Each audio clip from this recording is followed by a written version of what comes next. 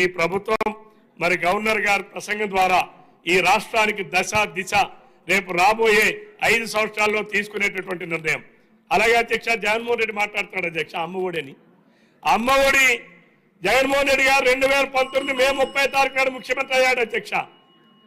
కానీ జగన్మోహన్ రెడ్డి గారు 2020 ఫిబ్రవరి నెలలో అమలు చేశాడు అధ్యక్ష. ఇప్పుడు 10 సార్లు కొట్టాడు తెలుగుదేశం ప్రభుత్వం, కూటమి ప్రభుత్వం 2024 వచ్చింది అధ్యక్ష. రేపు మే నెలలో సెషన్లో నా తోటి సహచరులు శాసనసభ్యులు కూన రవికుమార్ గారు గవర్నర్ గారి తీర్మానానికి ధన్యవాదాలు చెప్పేటువంటి ఈ తీర్మానాన్ని ప్రవేశపెట్టి ఆ తీర్మానాన్ని బలపరిచే అవకాశం కల్పించినటువంటి స్పీకర్ గారైన తమరికి, ముఖ్యమంత్రి వర్యులు నారా చంద్రబాబు నాయుడు గారికి, ఉప ముఖ్యమంత్రి వర్యులు పవన్ కళ్యాణ్ గారికి, మా యువ నాయకులు విద్యాశాఖ మంత్రులు నారా లోకేష్ బాబు గారికి ధన్యవాదాలు తెలుపుతూ అధ్యక్ష, గవర్నర్ గారి ప్రసంగంలో నిన్న మీరు చూస్తే ఈ ప్రభుత్వం యొక్క ఉక్కు సంకల్పం, ఇటు సంక్షేమ అభివృద్ధి, రాష్ట్ర సర్వతోముఖాభివృద్ధి మొత్తం కూడా గత 5 సంవత్సరాలుగా వచ్చిన వారసత్వ సంక్షోభాలను ఎదుర్కొంటూ ఈ 8 నెలల్లో జరిగినటువంటి కార్యక్రమాలతో పాటు భవిష్యత్ కార్యాచరణ కూడా చెప్పడం జరిగింది అధ్యక్ష. ఈ సందర్భంగా ఒక విషయాన్ని చెప్పదలుచుకున్న అధ్యక్ష తమ ద్వారా, స్వేచ్ఛగా జన్మించిన మానవుడు సర్వత్రా సంఖ్యలలో బందీ అయి ఉన్నాడని ఒక ప్రఖ్యాత రచయిత రూసో తన సోషల్ కాంట్రాక్ట్ గ్రంథంలో పేర్కొనడం జరిగింది అధ్యక్ష. ఈ సందర్భంగా ఈ విషయాన్ని ఎందుకు గుర్తు చేస్తున్న అధ్యక్ష అంటే, గత 5 సంవత్సరాల్లో ప్రభుత్వ వైఖరి చూస్తే అధ్యక్ష దీనికి అచ్చుగుద్దినట్లుగా ఉంటుంది అధ్యక్ష. ఎందుకంటే ప్రాథమిక హక్కు అయినటువంటి ప్రజల యొక్క స్వేచ్ఛను కూడా ఒక ఫర్లాంగ్ దూరంలో ఉంచి ప్రతి ఒక్కరికి కూడా నేను బటన్ నొక్కుతున్నా అని చెప్పి ప్రతి వర్గాని యొక్క పీకలు నొక్కి దాదాపు 151 మంది శాసనసభ్యుల నుంచి 11 శాసనసభ్యులకు ప్రజా తీర్పుతో వచ్చి ఇక్కడ కూటమి ప్రభుత్వానికి తిరుగులేని విజయాన్ని సాధించి పెట్టినటువంటి ప్రజల యొక్క నిర్ణయంతో అర్థమవుతుంది అధ్యక్ష ఆ గత ప్రభుత్వ పాలన ఏ రకంగా ఉందనేది. మరి ఈరోజు మీరు చూసినప్పుడు అధ్యక్ష ఈ విషయంలో ముఖ్యంగా కరోనా సమయంలో ఒక దళిత డాక్టర్ సుధాకర్ గారు మాస్క్ లేదని ప్రశ్నిస్తే ఆ డాక్టర్ యొక్క అంతు చూసేంత వరకు కూడా ఆ పాలన కొనసాగిందంటే ఇంతకంటే ఉదాహరణ మళ్ళీ ఈరోజు ఈ శాసనసభలో ఆ ఒక్క ఉదాహరణ ఇచ్చడానికి చాలా బాధాకరంగా అనిపిస్తోంది అధ్యక్ష. ఇక్కడికి వచ్చినప్పుడు దాదాపుగా నిన్న చూస్తే జగన్మోహన్ రెడ్డి గారు, కూన రవికుమార్ గారు శాసనసభ్యులు చెప్పిన విధంగా 11 మంది శాసనసభ్యులకు పరిమితమై 11 నిమిషాలు మాత్రమే ఉండి వారి చేతిలో పేపర్లను 11 ముక్కలు చేసి వెళ్ళిపోవడం జరిగింది అధ్యక్ష.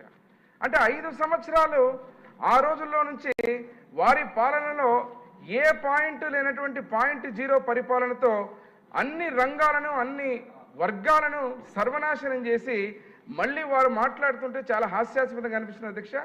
వారి ప్రభుత్వం వస్తుందంట, మళ్ళీ ఆ పాయింట్ లేని .0 పరిపాలన కాకుండా 2.0 ఏదో చూపిస్తారంట, మరి అధికారులను గుడ్డలోడదీస్తామని చెప్పేటువంటి మాటలు మాట్లాడుతూ నిన్న హిజ్ ఎక్సలెన్సీ గవర్నర్ గారు వారి ప్రసంగం ముందు వారు ప్రవర్తించిన తీరు రాష్ట్ర ప్రజలంతా చూశారు అధ్యక్ష. ఎంత హేయంగా, అసహ్యంగా వారు ప్రవర్తించిన తీరు అందరూ గమనించడం జరిగింది అధ్యక్ష.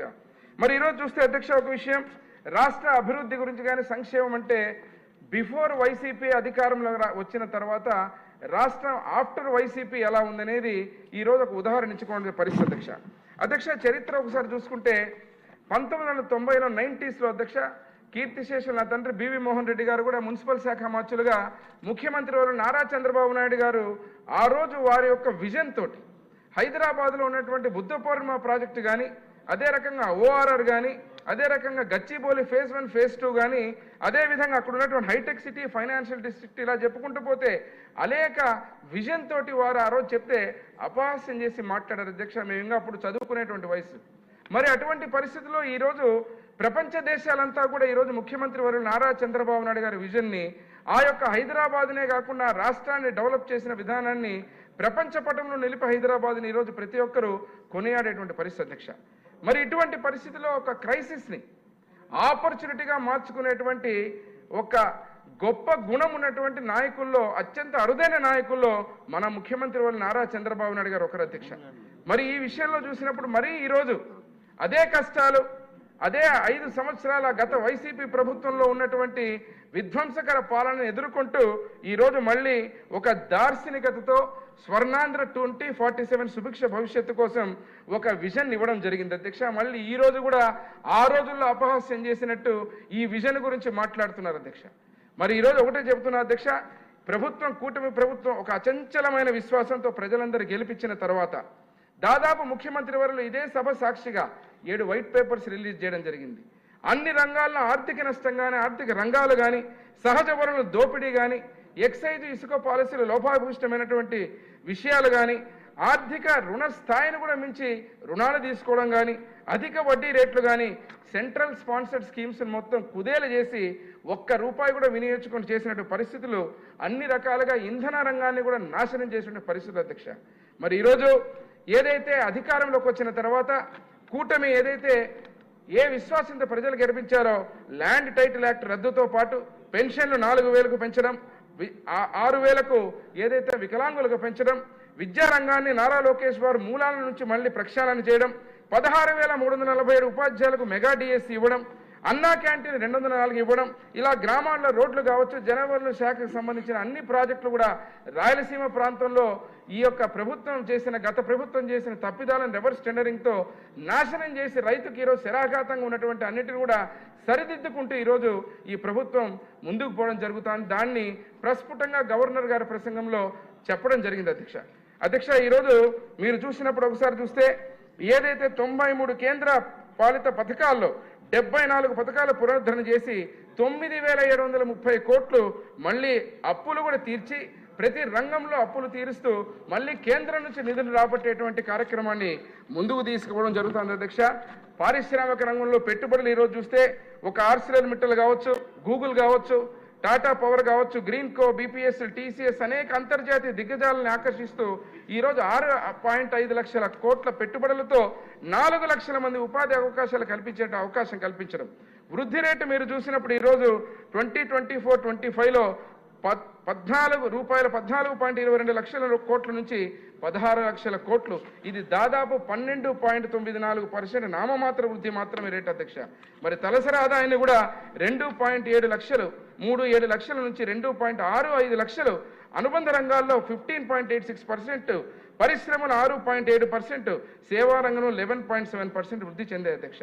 అంటే అధ్యక్ష ఈరోజు ఇప్పుడు మీరు చెప్పినట్టుగా తమ ద్వారా రాష్ట్ర ప్రజలకు కానీ రైతుల విషయం అధ్యక్ష, మా ప్రాంతంలో మిర్చి రైతుల అధ్యక్ష నిన్న ముఖ్యమంత్రి వర్యులు ఒక ప్రత్యేక కార్యాచరణ తీసుకుని కేంద్రం నుంచి మార్కెట్ ఇంటర్వెన్షన్ రేటుని మళ్ళీ 11,000కు పైగా రైతులు పడుతున్న ఇబ్బందిని వెంటనే దానికి పరిష్కార మార్గం చూపితే దాన్ని రాజకీయ కోణంలో చూపించుకుంటూ కేవలం వాళ్ళ ఉనికిని కాపాడడం చేసేటువంటి పరిస్థితులన్నీ రాష్ట్ర ప్రజలు రైతులు గమనిస్తున్నారు అధ్యక్ష.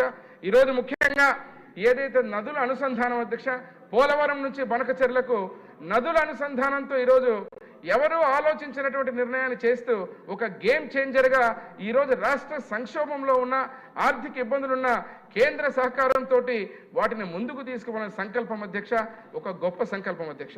ఈరోజు ఇదే విషయాన్ని గుర్తించినప్పుడు తల్లికి వందనం అధ్యక్ష. సూపర్ 6 పథకాల్లో ఇంతకుముందు చెప్పిన విధంగా గవర్నర్ గారి ప్రసంగంలో ప్రత్యేకంగా స్పష్టంగా ఈరోజు రాష్ట్ర ప్రజల మనోభావాలతో ఏదైతే చెప్పామో మాటలు ప్రతి ఒక్కటి కూడా కార్యాచరణ ముందుకు తీసుకుపోతూ ఈ కార్యక్రమాలన్నీ ముందుకు తీసుకుపోయే విధానంలో ఒక బలమైన ప్రస్ఫుటమైన సత్యం ఏదైతే ఉందో గవర్నర్ గారి ప్రసంగంలో ప్రస్ఫుటంగా కనిపించని తెలియజేస్తూ ఈ యొక్క ఆంధ్రప్రదేశ్ రాష్ట్ర ప్రభుత్వం ఉక్కు సంకల్పం, స్వర్ణాంధ్ర దిశగా పయనం, సంక్షేమ అభివృద్ధి, రాష్ట్ర నలుమూలలా పురోగతి చేరేలా ఉన్న ప్రణాళికలు, పారిశ్రామికవేత్తలకు ప్రోత్సాహం, రైతుల సమృద్ధి, యువతకు శక్తి, మహిళా శక్తిని ఆర్థిక స్వావలంబన దిశగా ప్రేరేపించే సంపన్న, ఆరోగ్యకరమైన, సంతోషకరమైన, సుస్థిరమైన, అత్యంత నివాసయోగ్యమైన ఆంధ్రప్రదేశ్గా ఉండబోతుందనేది ఆంధ్రప్రదేశ్ గవర్నర్ గారి ప్రసంగంలో ప్రస్ఫుటంగా కనిపించింది.